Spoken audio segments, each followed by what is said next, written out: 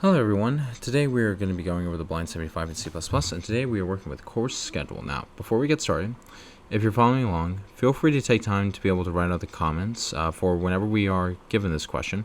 We need to first ask ourselves these four questions: what are inputs going to be, what data structure / algorithm / technique to use, what to do with the data, and finally what are outputs going to be. So, to be able to give a breakdown of the problem, you're given a total of courses called num courses you have to take, labeled from 0 to num courses minus 1. Alright, you're given an array of prerequisites where prerequisites A of I and B of I indicates you must take course B of I first if you want to take course A.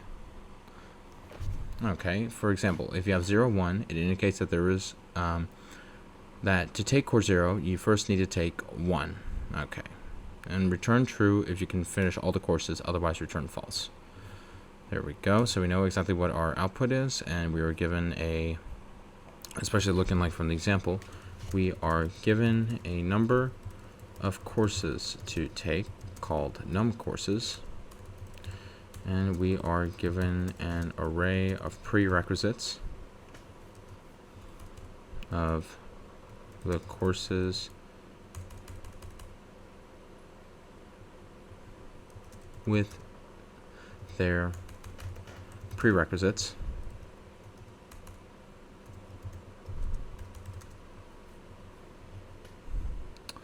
So we have, in this example, we have 2 courses that we need to take, and we have prerequisites 1 and 0, and we need to ask ourselves, is it possible to be able to take all these courses since we need to take 2 courses? And the reason being is because it's true, because there are 2 courses to take, and we are only given the number of courses that we can take, which are 2, and there are 2 courses in here, so therefore it's true. However, in this case, this may be a bit confusing to be able to start. So we have these 2 courses that we have, and unfortunately in one of these cases, this is just a false situation because this represents as 1 course, and then we have another one that is represented as another course. However, the logic behind the two is that in order for us to be able to take course 1, we need to take course 0, and in order for us to take course 0, we had to take course 1. That's a bit of a contradiction, and unfortunately, it's just that you can't take any of the courses because in order to take 0, you need to take 1, and if you need to take 0, you also need to take 1. So you literally can't take any of the courses whatsoever, as indicated by the example, so it will be false. Okay, and the technique for us to be able to actually figure out the connectivity between the different courses, given the fact that we are working with a graph problem, and we're focusing on connectivity of the courses, determining if 1 and 0, for example, are connected based on if we can take them and if they are prerequisites, we're going to deal with depth first search to see the connectivity of relationships between each number of courses and their prerequisites. I'm just trying to see if I'm spelling it right. Probably not. Okay.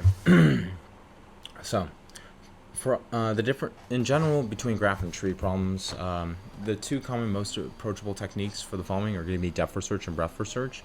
But since we're focusing strongly on connectivity between the 2 of them in the most optimal form, we can use depth first search for the following solution in order to solve the following problem. So the steps for us to be able to go about this are going to be the following. Overall, we need to build a directed graph using the given prerequisites.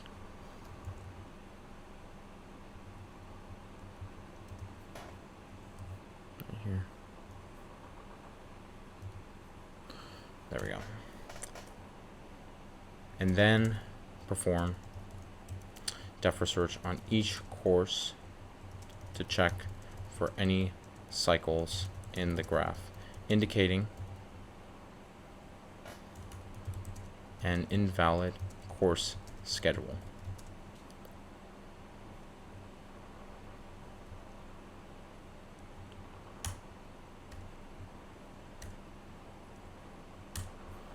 Alright, and so further steps that we're going to do, I'm just going to clarify this over here,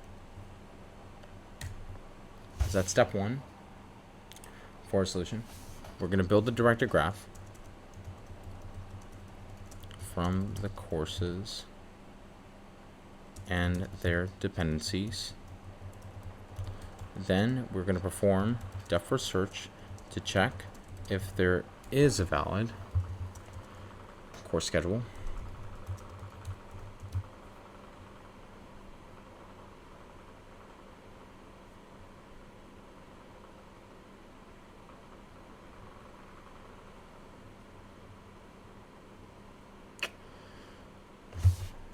And then finally, for step 3, we will return true if we have a valid course schedule, if possible.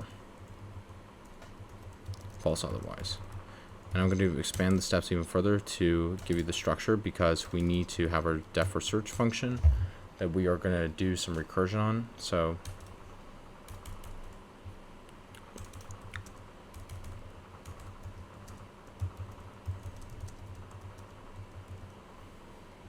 to be able to give a breakdown on how the expanded pseudocode will also incorporate everything, is that for step 1, we're going to create an empty graph with num courses,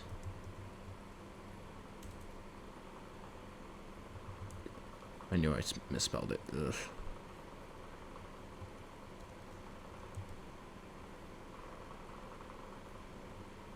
Okay. And I'm also going to have the notes and everything in the solution fully in the comment section, by the way, just to give a heads up. So once we have already created an empty graph, what we're going to do is that we are going to have a for each dependency in the given list of courses for their dependency. Actually, I'll just call it in the given list for their course dependencies. We're going to extract the dependent course and the prerequisite course and add an edge from the prerequisite course to the dependent course in the graph.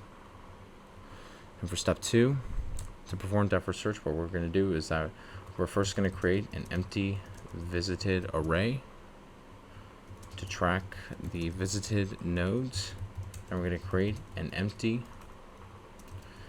current traversal array to track nodes in the current traversal. And for each node in the graph, if the node is not visited and if there is a cycle, a back edge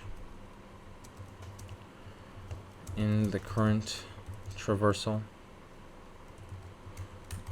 we will return false, since it's not possible to finish all the courses.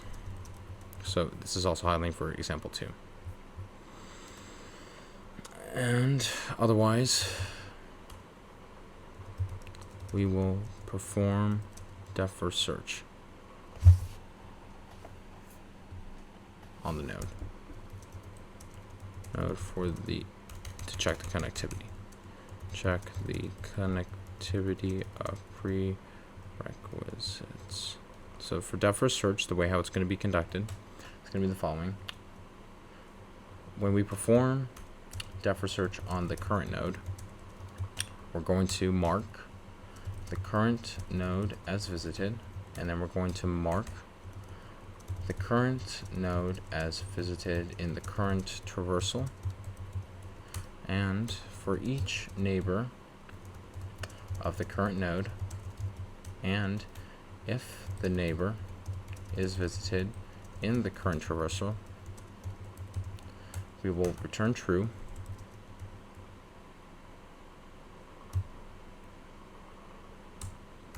And if the neighbor is not visited, we're going to recursively perform depth search on the neighbor. And this will be in the case to determine if there's actually a relationship between the two. So we're going to mark the current node as not visited in the current traversal, and we will return false. No relationship has been found. For prerequisites, a relationship has been found for prerequisites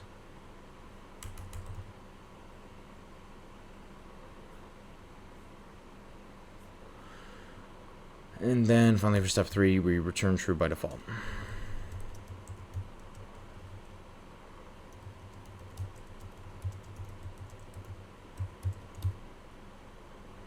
Since one of the constraints really we have is referring to number of courses, we at least have 1, and then we have a prerequisite length of 0, so we're always going to have true.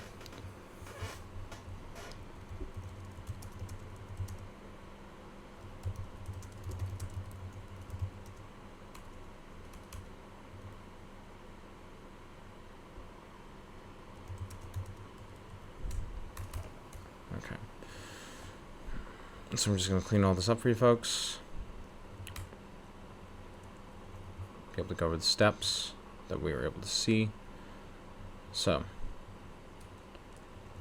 step 1, step 2, step 3.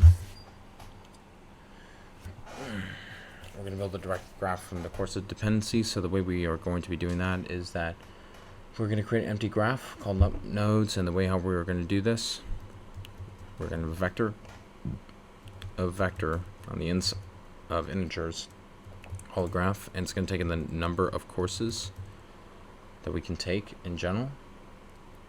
And then what we'll do is that for each dependency of the given list of dependencies, so that means for constant vector int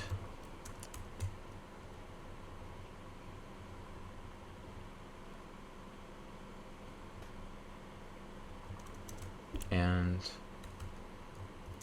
dependency, we're going to put in our prerequisites.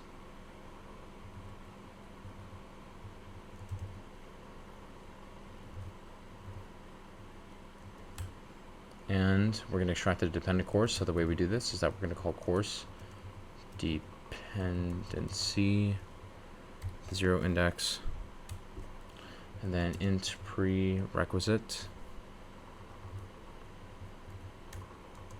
It's going to be the next dependency.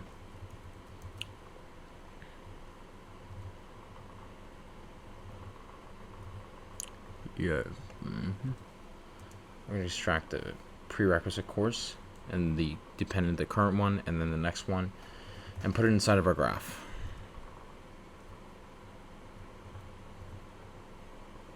And then pushback, it's just a method in C++ to do so, of course. And then we're going to head over to step 2, where in step 2 we're going to perform depth search. But first, we're going to create an empty visitor array to track the visited nodes. So vector bool visited num courses false, and we set for false. That's because that's just how we establish our vector for Boolean conditions. And then we'll have another one called current traversal.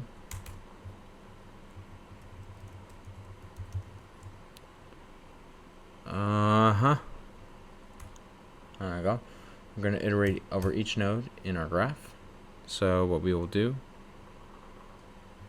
for int I is going to be 0, I is less than the num courses. Since we already put our num courses, the number of them inside of our graph, we're going to increment I. And then if the node has not been visited at the current index, and we're going to check if there is a cycle. So we're going to be calling upon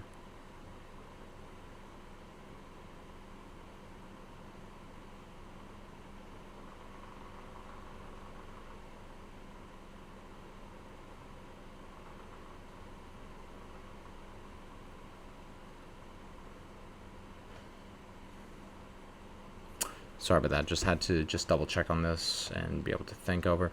What we're going to do is that we are going to call this type of method inside called hasCycle. We're going to have graph I visited and current traversal. This is a function that we'll create later that will be used to call for a depth first search recursion. So this is our depth first search type of function called hasCycle, and we're checking to see if there is a cycle to stress the connectivity, if we can, one, take the courses, and if there are prerequisites with the courses. And we will return false by default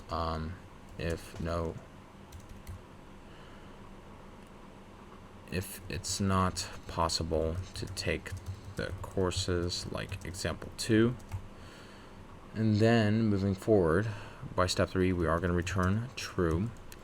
But then what we will do is that we are going to have a private boolean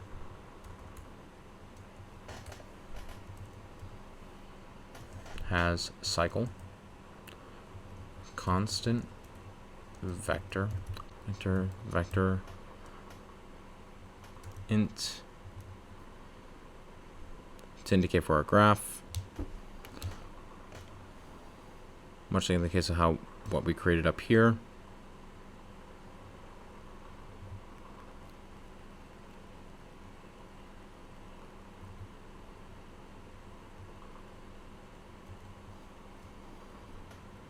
Then another parameter int node will be the current node, and then the boolean vector and visited for vector boolean and current traversal.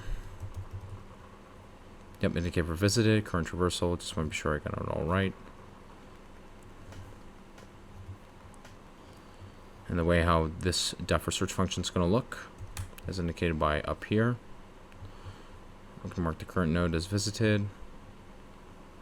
So visited node will equal true. Then the current traversal of the node would also be true to mark the current node as visited in the current traversal. And we're going to iterate over each neighbor of the current node for int neighbor within the graph for every node. We're going to check to see if there is a cycle. If the current traversal of the neighbor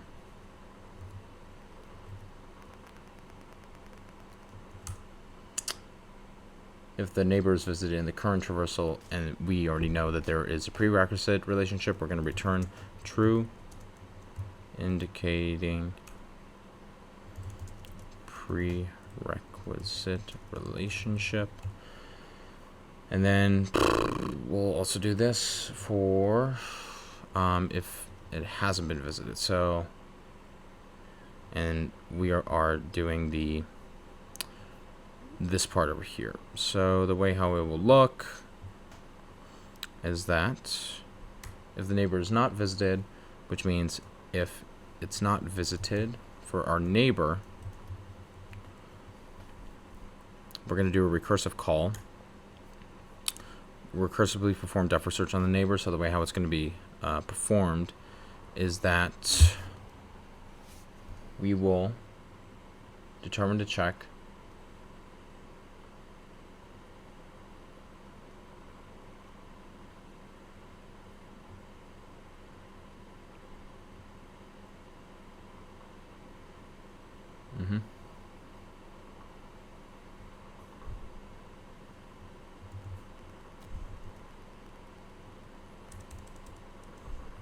So we will just do this, but except we're going to replace graph with neighbor, visited and current traversal, yes, and then we're going to return true for relationship with the non-visited neighbor, and just perform this recursive call.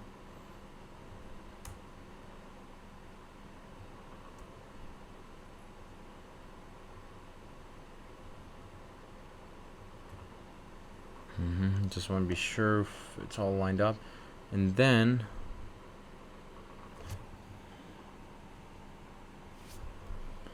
we're going to mark the current node. Mark the current node as not visited in the current traversal. So let me just clean this to be able to put it step by step accordingly. So we're going to have the current traversal node equal false. And then we're going to return false, indicating that there was no relationship that has been found. Let's just double check to see if we have the syntax that's right.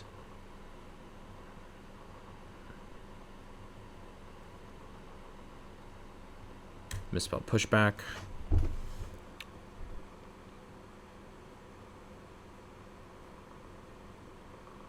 Let's run this. Yep, I misspelled. Here.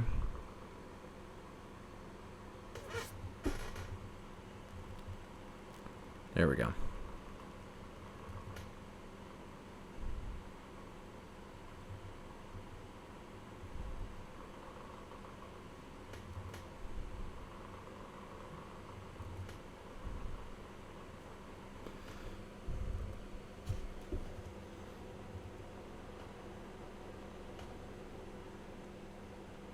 Just making sure it's all spelled correctly. The small stuff. All right, passes all the test cases.